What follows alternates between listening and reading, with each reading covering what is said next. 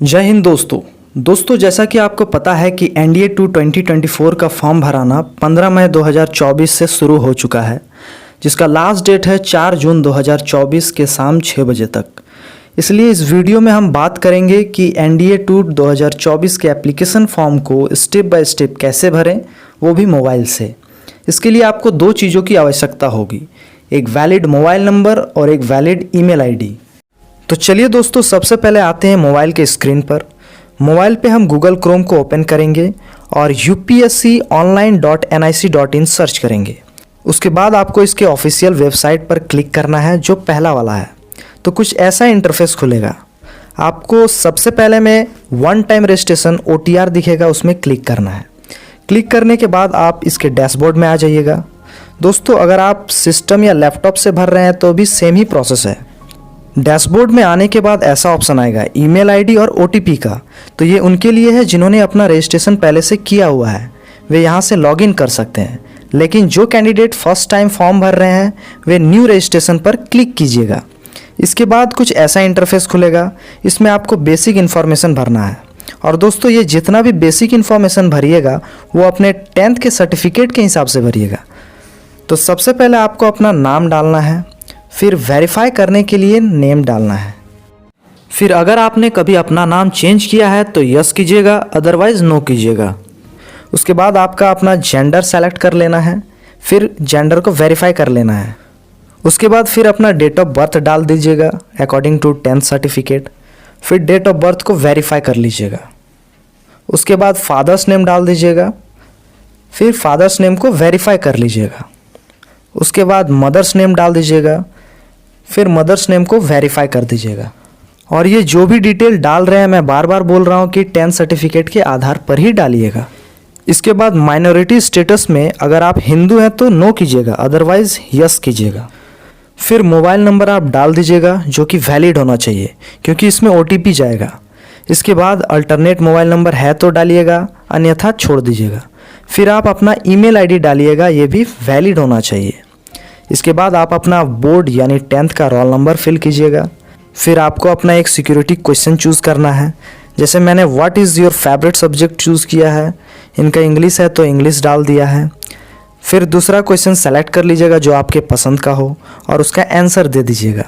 उसके बाद आप अपना इन्फॉर्मेशन मिलाना चाहते हैं तो एक बार मिला लें ताकि कोई गलती ना हो। मिलाने के बाद फिर नीचे आ जाइएगा और कैप्चा कोड डाल दीजिएगा जो जस्ट उसके ऊपर लिखा होगा।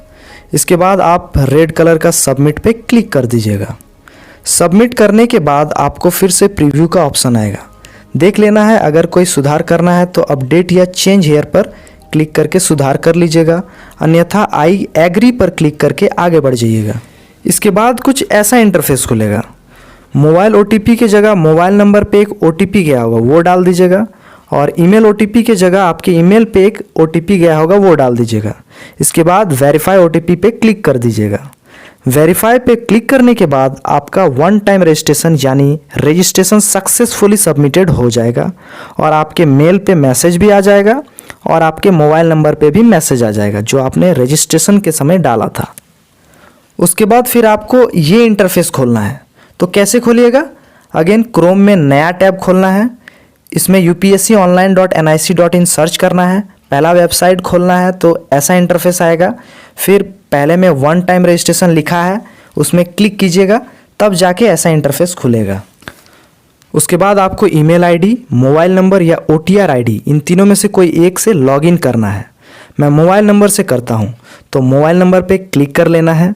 फिर रजिस्टर्ड मोबाइल नंबर डाल दीजिएगा और गेट OTP पे क्लिक कर दीजिएगा। आपके मोबाइल नंबर पर एक OTP आएगा, वो OTP डाल दीजिएगा। फिर उसके बाद वेरिफिकेशन कोड डालिएगा जो जस्ट ऊपर में लिखा है। उसके बाद लॉगिन पर क्लिक कर दीजिएगा।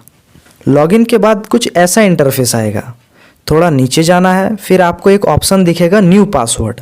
पासवर्ड कुछ ऐसा बनाना है जो 8 कैरेक्टर से कम नहीं होना चाहिए, जिसमें कम से कम एक अपर कैरेक्टर होना चाहिए, एक लोअर केस कैरेक्टर होना चाहिए, एक नंबर होना चाहिए, एक स्पेशल कैरेक्टर होना चाहिए जैसे ##।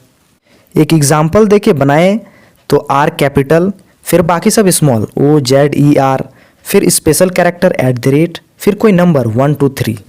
तो इस तरह से कोई एक न्यू पासवर्ड बना लीजिएगा। फिर कंफर्म पासवर्ड कर दीजिएगा और फिर नीचे जाके सबमिट कर दीजिएगा। ध्यान रखिएगा पासवर्ड कहीं लिख लीजिएगा। सबमिट करने के बाद आपका न्यू पासवर्ड क्रिएट हो जाएगा। फिर आपको इस पेज में आना है। जैसा मैंने पहले बताया ठीक वैसे ही इस इंटरफेस में आना है। यहाँ आने के बाद मोबाइल नंबर पे क्लिक कीजिएगा, फिर मोबाइल नंबर डालिएगा, फिर OTP पे क्लिक कीजिएगा। OTP आपके मोबाइल पे जाएगा, उस OTP को डाल देना है। वेरिफिकेशन कोड डाल दीजिएगा जो जस्ट ऊपर में होगा, फिर लॉगिन पर क्लिक कर लेना है। लॉगिन करने के बाद ऐसा इंटरफेस खुलेगा और यहीं से बहुत कोई को कन्फ्यूज़न होगा। यानी ये इंटरफेस खुलने के बाद आप अपने मोबाइल को डेस्कटॉप साइड पे कर लीजिएगा और फिर मोबाइल को टेढ़ा कर लीजिएगा यानी लैंडस्केप मोड पे। इसके बाद आपको ऊपर में लेटेस्ट नोटिफिकेशन का ऑप्शन मिलेगा। लेटेस्ट नोटिफिकेशन में क्लिक करने के बाद कुछ ऐसा इंटरफेस खुलेगा। अगर आपको कुछ एडिट करना है तो आप यहाँ से कर सकते हैं, अदरवाइज नो नीड। यहाँ आपको क्लिक हेयर फॉर पार्ट 1 पे क्लिक करना है तो ऐसा इंटरफेस खुलेगा। आपको सबसे नीचे जाना है और यस करना है। यस करने के बाद आपका कुछ ऐसा इंटरफेस खुलेगा। फिर थोड़ा नीचे स्क्रॉल कीजिएगा तो आपका कम्युनिटी ऑप्शन आएगा। कम्युनिटी में जो भी आपका है सेलेक्ट कर लीजिएगा। उसके बाद एजुकेशन क्वालिफिकेशन को सेलेक्ट करना है। आपका क्या एजुकेशन क्वालिफिकेशन है वो डालना है। 12th में फिजिक्स केमिस्ट्री मैथ है तो सेकंड ऑप्शन चुनिएगा, अगर नहीं है तो फर्स्ट ऑप्शन चुनिएगा। उसके बाद एड्रेस भरना है। जो आपका एड्रेस है वो डाल दीजिएगा लाइन 1 और लाइन 2 पर। फिर स्टेट या UT सेलेक्ट कर लीजिएगा, फिर डिस्ट्रिक्ट सेलेक्ट कर लीजिएगा, फिर अपना पिन कोड सेलेक्ट कर लीजिएगा, फिर अपना फ़ोन नंबर डाल दीजिएगा 91 पहला बॉक्स पे एंड देन अपना नंबर डाल दीजिएगा। फिर सबसे नीचे जाके कंटिन्यू पे क्लिक कर दीजिएगा। इसके बाद कुछ ऐसा इंटरफेस खुलेगा। अभी भी आपका पार्ट 1 रजिस्ट्रेशन ही हो रहा है। इसमें आपको फ़ोटो आइडेंटिटी कार्ड पे सेलेक्ट करना होगा। जो आपके पास है उस पर क्लिक कर दीजिएगा। अगर आधार कार्ड है तो आधार कार्ड पे क्लिक कीजिएगा, पैन कार्ड है जो भी है आपके पास उस पर क्लिक कर दीजिएगा। मेरे पास आधार है तो मैं आधार पे डाल रहा हूँ। उसके बाद आधार का नंबर डालना है, पैन है तो पैन का नंबर डालना है। इसके बाद आपको प्रेफरेंस देना होगा। जैसे कि मैं एयरफोर्स में फर्स्ट कर रहा हूँ, नेवी में सेकंड कर रहा हूँ, आर्मी में थर्ड कर रहा हूँ और मान लीजिए किसी एक में नहीं चाहिए तो 0 डाल दीजिएगा। प्रेफरेंस डालने के बाद CPSS या PABT एग्ज़ाम को कभी आपने फेल किया तो यस डाल दीजिएगा, अन्यथा नो डाल दीजिएगा। उसके बाद GDO को कंसिडर करना चाहेंगे तो यस कर दीजिएगा, अन्यथा नो कर दीजिएगा।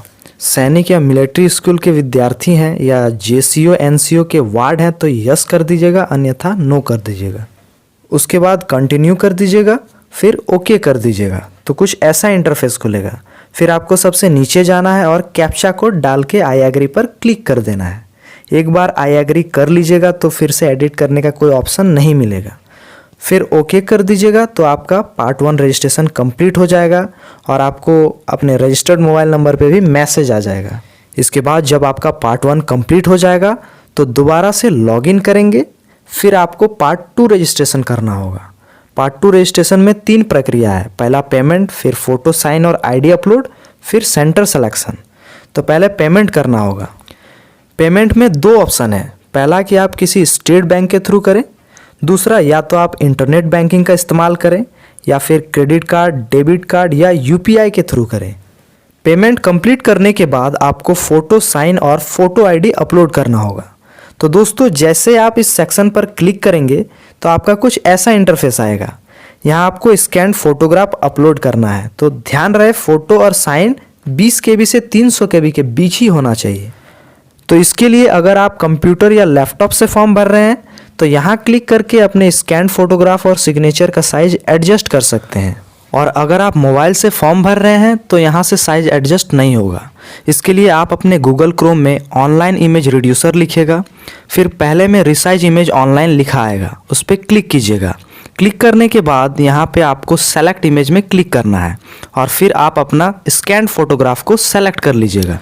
उसके बाद आप जैसे ही नीचे आइएगा तो यहाँ आपको % लिखा मिलेगा, उसको आप पिक्सल में चेंज कर लीजिएगा। फिर इसको अनलॉक कर लीजिएगा। फिर यहाँ विड्थ को 350 कर देना है और हाइट को भी 350 कर देना है और फिर रिसाइज इमेज पर क्लिक कर देना है। आपका फ़ोटो 20 KB से 300 KB के बीच हो जाएगा। इसी तरह सिग्नेचर को भी कर लेना है और फ़ोटो आइडेंटिटी कार्ड को किसी भी ऐप से PDF में कन्वर्ट कर लेना है। उसके बाद आप फ़ोटो में चूज़ फाइल कीजिएगा, और फ़ोटो डाल दीजिएगा।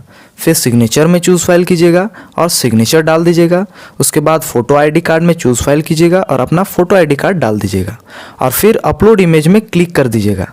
लेकिन दोस्तों आपका इमेज अपलोड नहीं होगा, तो इसके लिए आप डेस्कटॉप साइट को ऑन कर लीजिएगा और फिर कंटिन्यू कर दीजिएगा, तो आपका फ़ोटो, साइन और आईडी अपलोड हो जाएगा। इसके बाद आपको सेंटर सेलेक्शन करना है, तो इसमें क्लिक कीजिएगा तो ऐसा इंटरफेस आएगा। फिर यहाँ से आप अपना एग्ज़ाम सेंटर सेलेक्ट कर लीजिएगा। उसके बाद सबसे नीचे आना है और ब्लू कलर के अंदर I have read declaration and agree लिखा होगा, वहाँ क्लिक कर देना है। क्लिक करने के बाद आपका फॉर्म सक्सेसफुली सबमिट हो जाएगा और फिर यहाँ से आप अपने फॉर्म को प्रिंट भी कर सकते हैं। तो दोस्तों होप आप इस वीडियो की मदद से खुद ही अपना फॉर्म भर पाएंगे। मिलते हैं अगली वीडियो में, तब तक के लिए जय हिंद।